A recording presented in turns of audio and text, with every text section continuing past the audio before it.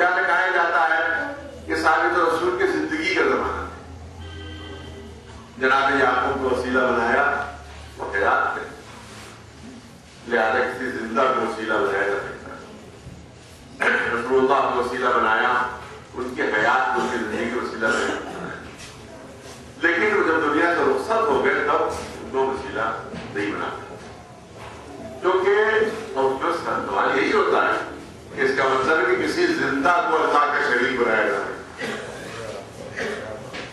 یا مسئلہ یہ بھی تو ہے کہ آپ جو آپ کہہ رہے ہیں کہ وسیلہ بنانا شرک ہے، تو اس میں وہ زندہ مردہ کی کیا شرط ہے؟ ہم سوال سے سوال کریں کہ جب آپ کہہ رہے ہیں کہ وسیلہ بنانا جو ہے وہ شرک ہے، تو اس میں زندہ مطلب زندہ کو اللہ کا شریک بنا لیتے ہیں. جو زندہ ہو اللہ کے شریک میں تو مر کیا تھا شریک میں ہوتا. یہی وہ کنٹراڈکشن کو شکار ہے. تو وہی مطلب غلط کیا کہ بس کسی طرح سے سارے مسلمانوں کو وہ شرک ثابت لائق حد ثابت کر دیں، اس کے مان کو ڈھونڈنا جائز ہو جائے. بس یہی مسئلہ ہے، یہی مسئلہ. کیونکہ اگر انداز نہیں ہونا مناسب ہے کہ سب لفظوں میں بات کو کہا جائے، لیکن اگر آپ تاریخ ہے مجاز پڑھیں، آپ اور سب کی تاریخ پڑھیں، آپ کو پتا چلے کہ وہ چھوٹا سا قبیلہ تھا جو جھوٹ مار کیا پڑے کہ ایک چھوٹا سا قبیلہ تھا جو جھوٹ مار کیا کرتا، اور اس مسئلہ کے جو مبلغ تھے اس سے ملاقات ہوئی تو انہیں نے کہا کہ بھائی ہم تم کو ترکیب بتاتے ہیں کہ اب جو تم جھوٹ مار کرتے ہو تو کوئی الزام لگایا جاتا ہے مسلمانوں کو لوٹ رہے ہو، مسلمانوں کو مار رہے ہو. میں ایسا نسخہ دیتا ہوں کہ تم سارے مشرک ہو جائیں گے، مسلمان سارے کافر ہو جائیں گے، تو تم کہنا مسلمانوں کو تھوڑی لوٹ رہے، کافروں کو مشرک کو لوٹ. لہٰذا سارے مسلمان کافر ہیں، سارے مسلمان مشرک، سوائے اس کے کہ جو ہمارے مسلم کو مانتے ہیں. آپ کے شو کو مانتے، شو سے کہیں زیادہ ہے جو سنت کو مانتے، کہیں زیادہ، اور گنا زیادہ. ہمارا طائف میں قتل عام ہوا، مکے میں قتل عام ہوا، مدینے میں قتل عام ہوا، کربلا و نجف میں حملہ ہوا، قتل عام ہوا. اب سارا مال لوٹ کے لگ بھگ کروڑپتی بن گئے. اور جو مسلک جنہیں فتوا دیا تھا وہ خوش لیتے تھے جو لوٹ کا مال آتا تھا. کہاں 5واں حصہ میرا ہے، باقی سب تم لوگ آپس میں. تو مقصد سے لوٹنا ہوگا، سب کو مشرک قرار دیں، سب کو کافر قرار دے کر لوٹنا، اور اسی کے ذریعے مجھے حکومت ہے. ورنہ ان کے زمانے کے سارے علماء نے خود کفر میں فتوا دے دیا، کافر خود کافر. یہاں تک کہ جو ان کے بانی مبانی ہے ابن تیمیہ، ان کے سلسلے میں ان کے سارے زمانے کو علماء نے فتوا ہے کہ کافر و زندگی سارے نہیں یاد کیا جائے، موقع نہیں رہا ہے. وہ عقائد ان کے پیش کرتی ہوں آپ کے سامنے، جو منہاج السنہ نام کی کتاب ہے، ابن تیمیہ کی کتاب ہے منہاج السنہ. یہ جواب میں لکھتی ہے علامہ ہلی، علامہ ہلی اور ابن تیمیہ ہمارے اور انہیں کے زمانے کے عالم ابن حجر اسقلانی، بہت بڑے عالم ہیں، بہت بڑا ہے. ان کی شرح بخاری ہے، فتح الباری کی شرح بخاری، یہ ان کے ابن حجر اسقلانی کی ہے. اور اس کی اور مشہور کتاب ہے اصابہ فی معرفت صحابہ، یہ دوسری ابن حجر اسقلانی کتاب ہے. بہت عالم اسلام کے بہت بڑے عالم ہیں، اور یہ ہمارے دیکھ لے تھے. اور علامہ ہلی ہمارے خطے کے سب سے بڑے عالم ہیں، کیونکہ علامہ سب سے پہلے لقب انہیں کو دیا.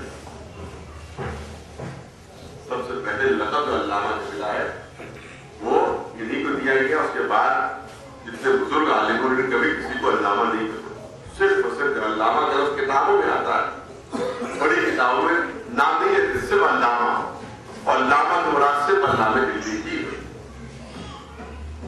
تو ہم یہ سمجھتے ہیں کہ ہمارے خطے کے سب سے بڑے عالم علامہ ہلی، انہیں نے کتاب لکھی تھی منہاج الاستقامہ ہمارے مسلک کے، اور اس میں امامت کے سلسلے میں 2000 دلیلیں پیش، 2000 سے زیادہ دلیلیں انہوں نے امامت کے سلسلے پیش کی تھی۔ اس کے جواب میں ابن تیمیہ نے کتاب جس کا نام رکھا منہاج السنہ، اور اب یہ ابن حجر اسقلانی جو انہی کے نمسر ہیں اور بہت بڑے عالم ہیں اہل سنت اللہ کے، میں نے 2 کتابوں کا حوالہ دے دیا کہ بے انتہا مشہور اور بے انتہا معتبر کتابیں عالم اسلام، ایک تو شرح بخاری، فتح الباری کی شرح بخاری، یہ ان کی کتابیں ابن حجر اسقلانی کی، دوسری کتابیں تھی صحابہ کی معرفت صحابہ، صحابہ کرام کے سلسلے میں کی سب سے معتبر کتابیں مانی جاتی ہے وہ صحابہ کرام کے حالات کو انہی کی، ہر جگہ کتاب میں کی اس کتاب کا حوالہ ضرور ہے۔ سنیے، بڑی مشکل ہے کہ کیسے پیش کروں، جو ابن حجر اسقلانی میں جو عالم اہل سنت ہونے کے لکھا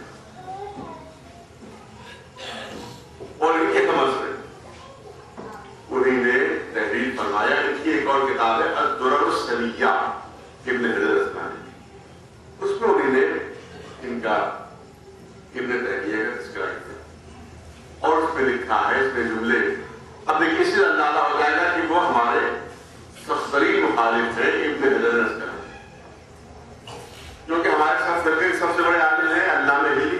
تو انہوں نے کیا لکھا ہے کہ ابن تیمیہ نے ایک رافضی کے جواب میں اپنے حدود سے تجاوز کرا۔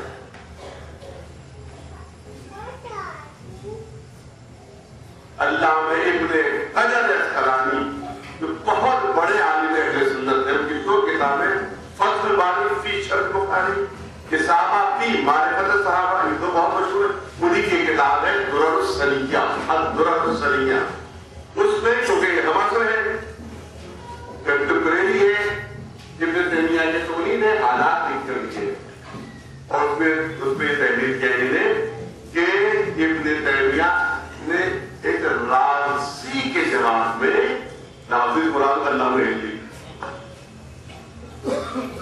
ابن حجر اسقلانی رافضی لکھ رہے ہیں، علامہ ہلی کا نام نہیں لکھا بلکہ رافضی لکھا، کہ رافضی کے جواب دینے میں ابن تیمیہ اپنے حدوں سے بہت آگے بڑھا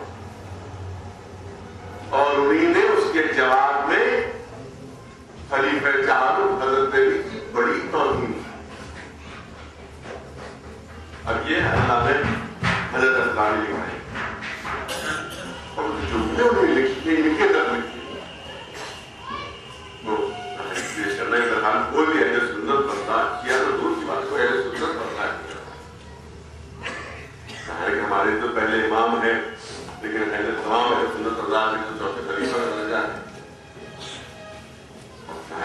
تمام اہل سنت محبت کرتے مولا علی سے۔ تو اب یہ جملے ابن تیمیہ کے نقل کیے ابن حجر اسقلانی کہ 17 مقامات پر علی نے قرآن کی مخالفت، 17 مقامات پر علی نے قرآن کی مخالفت کی۔ اب میں کیسے جملے آپ کے سامنے پیش کروں جو ابن حجر اسقلانی نے نقل کی۔ ابن تیمیہ اپنی منہاج السنہ میں لکھ رہے کہ علی جو تھے وہ ایک فسق آدمی کا نام تھا۔ اب میں یہ لفظ بہت ہلکی کرتے